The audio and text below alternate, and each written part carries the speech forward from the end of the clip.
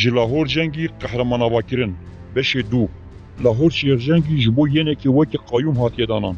PKK piyon kirin şah û ji bo veşartina îxaneta Lahor xebatên pir mezin encam dan. PKK dema ku Kerkûk hatî dagirkirin di hemû dezgehên xwe yên ragihandinî de hikûmeta herêmê û PKK wekî berpirs da diyar kirin. Dixwaz bi vê awa îxaneta Lahor cengî û Babel Talebanî biveşêre. PKK bi vê hêza xwe ya mezin di warê çapemeniyê de ev lîstoka xwe ya sehîlbaziyê bi awayekî akîv bi kar anî û li Bakurê Kurdistanê vê sehrê bandora xwe li ser gel durust kir. Lêbelê PKK nedikari betena serê xwe vê lîstokê birêve bibe. İranê Cemîl Bayêq ji bo bikarînina piyonê xwe Lahor şêrjengî her tiştî bi destê wan ve hatî encam dan. An ku piyon kirin şah. Ji ber vê sebebê karê PKK'yê yekîmin ji bo Lahor cengî ev bû û ew kir karakterekî siyasî û ketin di nava hewildanekî û di nava navdarên siyasî yên Kurda cihekî ji bo Lahor durust bikin. Ji ber vê yekî gava yekîmin xwestin rola wî ya Kerkûkê veşêrin. PKK bûyerên Kerkûkê hemû berewa jî kirin.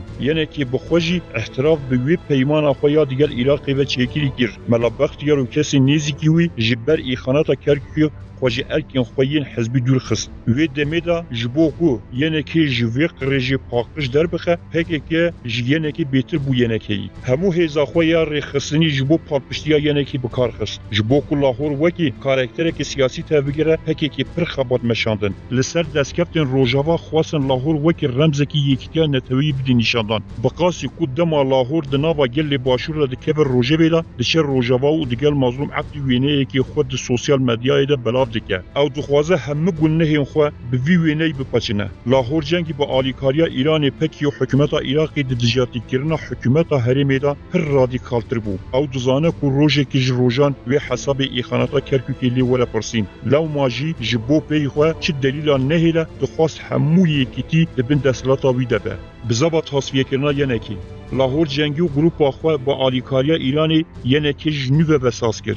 Ji bo partiya xwe sîstemekî ku nehête fêmkirin çêkir û hinek saziyên nû ji bo tasfiyekirina hinek kadrên serekî ava kirin. Yek ji wan saziyên ku pir mezin diyar dike lêberê çi bandora xwe nîne serokatiya Meclisa Siyasî ya Bilind e. Kosret Resul ji bo serokatiya wê hat hilbijartin. Herçend wiha diyar kir ku ev kar wekî hesiyetbexşîn ji bo Kosret Resul encam daye, lê di rastî de ev erkê tasfiyekirina Kosret Resul bû ji karê partiyê. Beriya referandumê jî Kosret Resul ji ber alîgiriya referanduma serbixwebûnê ji bal Qasım Süleymanî ve hatibû tehdîtkirin. Qasım Süleymanî gotibû gel Kosret Resul piştevaniya referandumê bike demekî nêz de ez ê biçim taziya wî. Hikûmeta Iraqê jî bi biryara desteserkirina Kosret Resul piştevaniya wê gefa Qasım Süleymanî kir. Di nava yenekê de kesên ku ji rewşa xwe nerazî weke Hakîm Qadir, Dilêr Seyîd, Mecîd Şêxcafer û di nav partiyê de hatin bêdenkirin. Yeneke niha wekî partiyekê bêhêzir li dûv karê rojane keftî ji misyona partiyekî dûr û nediyar çi dixwaze xoya dike. Bi gotinekê zelaltir ger em bibêjin qasî Lahor cengî mezin bû ew qas jî yenekê biçûk bû. Şûrê Demokles li ser rêveberiya Herêma Kurdistanê. Di efsaneyên Yunaniya kevnar de Demokles we dizane ku bûne melik tiştekî pir hêsane. Ji ber vê melikê Sîrakoza Dionysus pir hêrs dibe. Ji ber vê jî ji bo dema rojekî kursîka xwe dide Demokles. Li hendavê kursîkê jî şûrê xwe bi davekî mûyê hespê ve girê dide. Bi wê peyamê dixwaze bibêje Demokles û karê wî ne hin hêsane. Dibe her demê ew şûr bikeve. Lahor cengî jî niha wekî şûrê Demokles li ser serê hikûmeta herêmê û destkeftên wê dihêle. Ne diyare ku çi dem ew şûr ji wî mûyê biberese. Armanca wî ya sereke guhartina sîstema hikûmeta Herêma Kurdistanê ye. Dixwaze kîmiya hikûmeta Herêma Kurdistanê biguhere. Meha Nîsanê hikûmeta Herêma Kurdistanê bi rênimayên li dijî vîrusa korona ve mijûl bû. Parêzgeha Silêmanî jî bi biryara veqetîna ji hikûmeta Herêmê ve mijûl bû û bi vê biryarê xwestin destê hikûmeta Herêmê lawaz bikin. Di vê meha Xizîranê de jî hikûmeta Herêma Kurdistanê di bin dorpêça gefên dewletên herêmî da ye. Ji van gefan ya yekem gefa wezîrê karûbarên derve yên Tirkiye Mewlûd Çavuşoğlu bû. Di bingehê de ji nerazîbûna partiyên Rojava şeva 18 Xizîranê got ku kî digel PYD şirîk be em ê wî bi PKK dizanin. Em ê nefsî muamelê digel wî bikin. Ew gefa wî jî bo پدکی و حکومت حریم کردستانی بو روزا 21 خزیران جمیل بایغ جی د گوتاره که خدا گوت لناوا گل باشور دا یین کو آگاهیان ددن دولت ترکی ام دیوان بکوجنو جزا بکن او گوتار د تلویزیون پککی د خر وشاندن اف گفا جمیل بایغ لسر استقرار و آرامی د ناوا حریم کردستانی دبو به ویرا لاهور جنگی جی گف گرن 22 خزیران حکومت حریم کردستانی جبر کریز آبوری بریار دا جبو مهکی موچین فرمانبران 21 صدی خود بکن ل 23 خزیران ساعت 3 شبیه کی به بریار کی اف بریار پجران گوت امی آلیکاری و بریاری بن لید دمکی کندا حفسروکی یene ki لاهور شیخجنگی او داخویانی پولیتبیروی جمال پرا برمی او همو کانالین راگهاندن و سوسیال مدیای یene ki ده راگرن پشتی چند ساعتان جی لاهور جنگی ده حساب خویا تویتری دا اف نویساندن انجمن سرگردایتی یene ki وی بجبه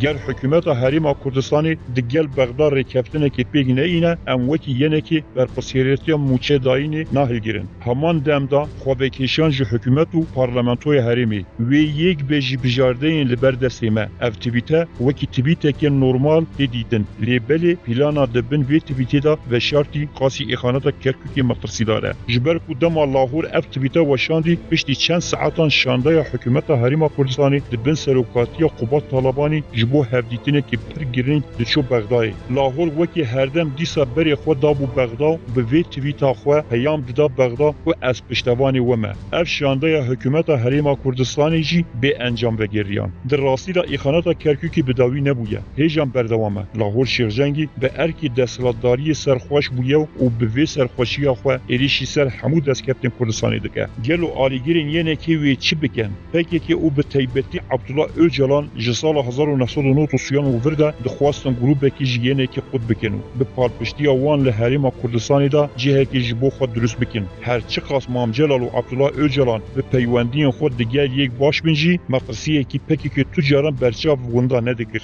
وی دزانی کو دبریکا خدا دو پیش کی دیگرینه لبری پیشی نخوش کردن مام جلال پکی که جبو خو وکی فرصت گدیتو یعنی که لگوری برجواندی خو بکار آنین دبیجی یعنی که از لدیجی پدکیمه ول سر بی اساسی دخوازه تاویزان جیعنی که ورگیره او به پالپشتیا یعنی که د باشوردا وکی هزکی سیاسی خود نشاندان و همان دم یعنی که جی به پالپشتیا پکی که دخوازه ول سر لنگام بگیره لبری هر چی به بلا ببه او هر دو هیجی لسر پیمانا دگل دولتا ایرانی دجین ببی حالیه که خلاص بویه تنی ناو مایه اسکلت مایه ناورو کاوی والا بویه وکی اموره که سیاسی دناوا مزخانه سیاسی دیزا جدی گیره ایدی پرزگیری که براستی جی اوه گلو کسین دناوا یعنی که دا خودی خدمت و خودی راستخینه یعنی که دی بکارن لمیاسی خودی درکبن یا نه گل باش دزانه جبی قماشی چی سروک جبو کردان درست نابه لاهور شیرجنگی نکساتیه که وهای کو خودی آرمانجه که نتوی به و بکاره لمیاسی مانجلال خودی درکبه نه خودی وی شخصیتیه و بکاره سروکاتی یعنی که بکه چوال باکور کردستان داگرکرین ترک لسر شهرداری قیومان آبادکن لاهور شیخجنگی جی جبال دولت داگرکرا ایرانی و لسر یعنی که وکی قیوم هاتیه تعیین کرن لاهور جنگی بوی هزاد دست خود و بوان آلیکارین جیرا دهینه کرن و وندا کریه و بشیواز مافیاواری دخوازه خبات سیاسی بری ببه کی جان دولت کی جان حزب بخوازه جی لاهور قهرمانه که آوا بکه بلا باش بزانه و جوی قهرمان درناکه بن اما خو باش ناستکن